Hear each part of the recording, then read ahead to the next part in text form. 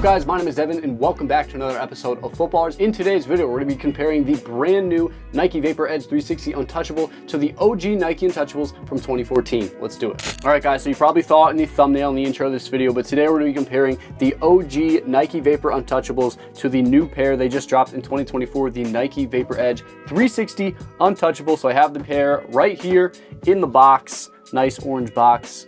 There we go. Nike Vapor Edge 360 UT, which means untouchable, of course. Let's get these out and take a look. So this video isn't gonna be any sort of testing or anything. I'm not gonna put these on yet. We will be doing a full review video on the new Untouchables soon, so stay tuned for that. But this video is just kind of comparing them from a looks, technology standpoint. We're not really gonna dive into any of the feel, anything like that. Not yet, but we will do a full video on these soon, so stay tuned for that. All right guys, so here are the cleats. Of course, the OG Nike Untouchables are one of the most beloved, sought after cleats of all time. Everybody's favorite. This is from the golden era of Nike football. Back in 2014, they were doing all sorts of crazy stuff. Of course, I do still have my pair. I've only worn them a couple times on turf, so they're actually in really good shape. These are just an iconic football cleat. And for a long time now, me and everybody else in the football equipment community has been like, hey, bring these things back. We need them. Last year, they brought back the Vapor Edge Vapor Carbons, and now they have brought back the Untouchable. So they do look pretty similar. We're about to take kind of a closer look and see kind of what makes them different, and if they are really just kind of the same cleat with an updated traction plate. Let's take a look. All right, so I guess the first thing we got to do is take the paper out of the new ones. Also, if you guys haven't seen them yet, post them over on Instagram, TikTok, probably a short on here as well. And they look pretty freaking good. I got the white and purple colorway from Dick's Sporting Goods. There is only two colorways as I make this video. There's a black pair, which I honestly wish I got just because it would be cooler to compare black to black instead of black to this white and purple pair. But this color was too crazy to pass up, so I had to grab them. But let's take a look and see kind of what we got here. So I don't know if they made any tweaks. I haven't looked at these yet.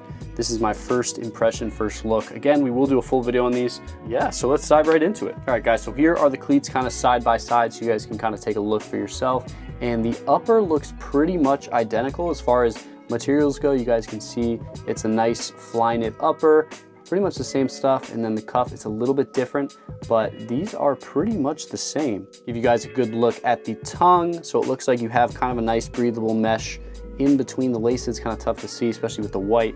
And then I think we got the same thing on the black. So it looks like this is truly like the exact same upper, which honestly I expected them to tweak a little bit more. And then you still have the Nike fly wire kind of running through the entire cleat. So these cables go all the way to the base of the cleat. So when you tighten it up, it kind of just cinches the whole thing onto your foot. And of course they had them on the Untouchables as well. You can kind of see the cables and where they're stitched in. And then yeah, you can actually see them on here as well. And even beneath this overlay. Just like the old ones, you guys can kind of see the overlay going through here. And yeah, they've kept all the details the same. You guys get the same Nike logo on the medial side of the cleat as you did on the OGs. And it just looks so good. And then something about this OG backward swoosh. This is one of I think it's probably one of the few cleats to do a backward swoosh. And even now in 2024, it's so popular on the Travis Scott stuff, LeBron's. But Nike football, man, they were ahead of the time. Honestly, guys, I'm trying to find some differences to talk about, but as far as the upper goes, they're pretty much the same.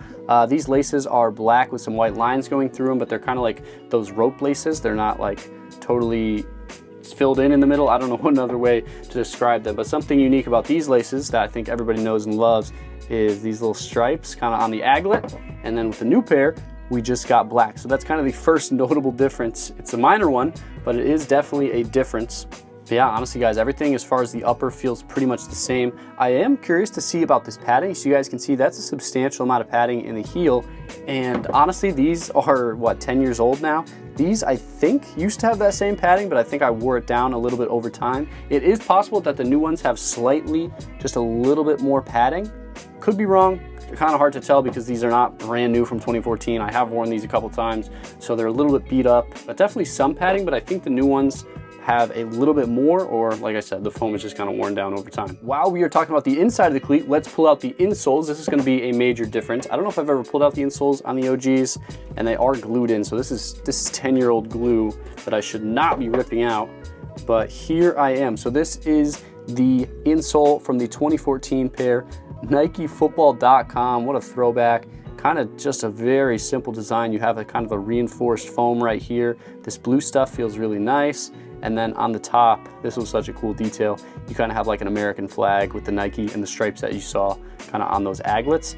And now with the new pair, we have the plate, or the insole rather, that goes with the new traction plate, the Nike grip plate. On these, you have this grid that kind of locks into the shank of the cleat, and that's something we've seen on all the Vapor edges. So that is kind of the first notable difference. I do want to say this insole also seems to be a little bit stiffer than this OG 2014 one. But again, like, this could just be worn down over time. These are a 10-year-old football cleat at this point, which is insane to think. I'm feeling pretty old here, but still such a timeless classic design. I'm very excited they brought it back. This whole month is brought to us by Q-Collar. The Q-Collar is revolutionary, proven technology to help protect the brain from repetitive head impacts that you likely aren't thinking about when you play, but do add up over time. I can't cover it all here, so make sure to check out our full video that explains everything you need to know about the Q-Collar and how it can help you. You can see that even more guys around the NFL are starting to choose Q-Collar, like Baltimore Ravens' Derrick Henry and Buffalo Bills' Dalton Kincaid have both adopted to wearing it to help keep them safer and on the field. These days, getting a brand new helmet can cost you well over $1,000, which is not easy for any of you guys or even any parents out there to do. Plus, the Q-Collar protects the brain in ways a helmet just can't. If you're interested in taking further steps to protect your future, check out Q30.com to check out the Q-Collar.